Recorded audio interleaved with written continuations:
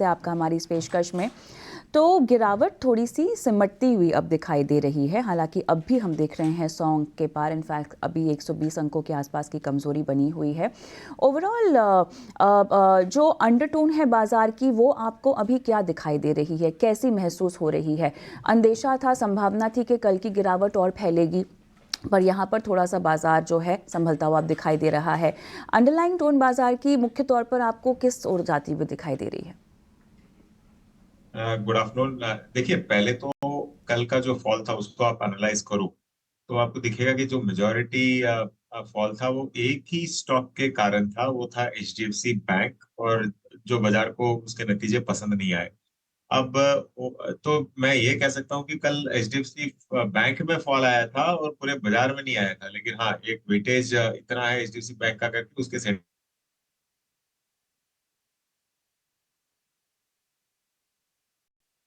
Expected lines पे था। मतलब हम लोग ये एक्सपेक्ट नहीं कर रहे थे कि 23,000 या 24,000 इंडेक्स चला जाएगा। ये था कि 21,000 तक एक बार का आ सकता है, तो हम लोग यहाँ पे भी एक स्टेबिलिटी आज के दिन देख रहे हो, तो मूड आज कॉशियस है। लेकिन मुझे लगता है कि ये हर गिरावट पे अब लोग इसको वापस बाइंग का एक अपॉर्चुनिटी देख के ही इसको यूज करने वाले हैं। देखिए, एचडीएफसी बैंक भी आप अगर देखो, जो जितना बाजार ने पनिश किया है उतना खराब नहीं था। मतलब रिजल्ट्स तो नतीजे ठीक ठाक थे, बहुत खराब नहीं थे, लेकिन पनिशमेंट तो था जैसे कोई बहुत ही खराब नतीजे आए। तो यहाँ पे भी आपको 1500 के नीचे जब जब आएगा, एचडीएफसी बैंक अभी 1500 के नीचे चल रहा है, आपको बाइंग इंटरेस्ट इसमें देखने को मिलेगा। और जो रिटेल इन्वेस्टर का आज एसआईपी बुक साइज वगैरह है म्यूचुअल फंड्स में, वो सारा यहाँ पे एक फायदा उठाएगा बाजार की गिरावट का। तो मैं तो ओवरऑल बुलिश ही हूँ। यहाँ पे एक स्टेबिलिटी देखने को मिल सकती है, हो सकता है आजकल में बाजार अच्छी तरह स्टेबल हो जाए। तो विवेक, कमोबेश नतीजों की अगर हम बात करें तो बैंकों की तरफ से तो इसी तरह के नतीजों की संभावना है और उम्मीद भी जताई जा रही है, तो बाजार में ओवरऑल मूड अब कुछ दिनों के लिए हम कॉशियस ही देखेंगे। देखिए, मुझे नहीं लगता कि सारे बैंक्स के रिजल्ट्स ऐसे ही आएंगे। आज अभी थोड़ी देर पहले साउथ इंडियन बैंक का रिजल्ट आया, आप देखिए करीबन मतलब एकदम फैंटास्टिक रिजल्ट्स आए हैं। और इस ऐसे ही आपको दिखेगा कि बैंक टू बैंक आपको डिफर करेगा। एचडीएफसी बैंक में दिक्कत ये थी कि जो मर्जर हुआ था एचडीएफसी और एचडीएफसी लिमिटेड का, वो अभी तक जो मर्जर के बाद में सिनर्जी होना चाहिए था, वो अभी तक हुआ नहीं है, चालू नहीं हुआ है। और इसमें लगता है कि एक दो क्वार्टर और, एक दो भी नहीं, मुझे तो लगता है कि 3 या 4 क्वार्टर और लग जाएंगे। तब तक आपको मतलब ये एक स्टेबिलिटी इसमें देखने को मिले। तो सारे बैंक्स के रिजल्ट्स ऐसे नहीं आने वाले। इनफैक्ट फाइनेंशियल्स पे तो मैं तो ओवरऑल बुलिश हूँ। और जो mid and small cap banks है, वहां से नतीजे इनफैक्ट अच्छे आएंगे। मुझे तो ये लगता है। साउथ इंडियन बैंक एक उदाहरण है, आज का ही रिजल्ट है। तो लार्ज कैप बैंक्स में भी आपको फोकस रखना चाहिए, लेकिन हाँ, स्मॉल एंड मिड कैप पे ज्यादा फोकस रहेगा। जुड़ते हैं और एलटीआई माइंट्री एशियन पेंट्स पर उनकी क्या राय है जान लेते हैं। बताएं विवेक।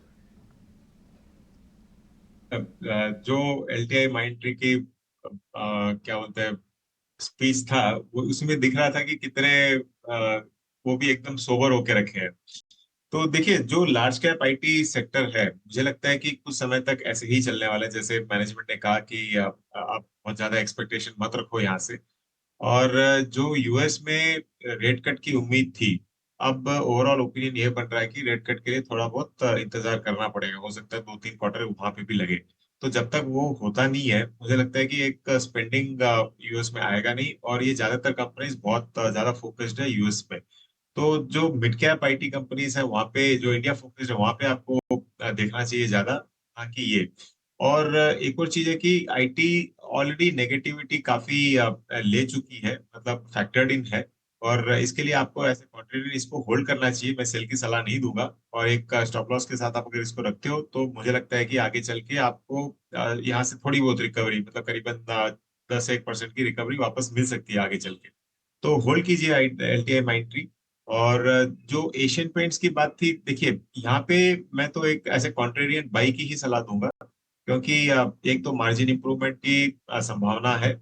दूसरी चीज, जो क्रूड ऑयल है वो स्टेबल होके रखा है और नीचे के स्तरों पे ही चल रहा है। अब तक बढ़ने की कोई संभावना नहीं लग रही है। दो मिडिल ईस्ट में काफी टेंशन चल रहे हैं, लेकिन क्रूड एक रेंज में ही है। तो उसका पॉजिटिव इफेक्ट पेंट कंपनीज पे देखने को आगे चल के मिलेगा। और ऐसे दिग्गज मुझे लगता है कि एशियन पेंट में आप बाइंग कर सकते हो। तो LTI Mindtree होल्ड रहेगा, एशियन पेंट बाई रहेगा। और right, LTI Mindtree hold, Asian paints buy. धन्यवाद विवेक, आपने समय निकाला, दर्शकों का मार्गदर्शन किया।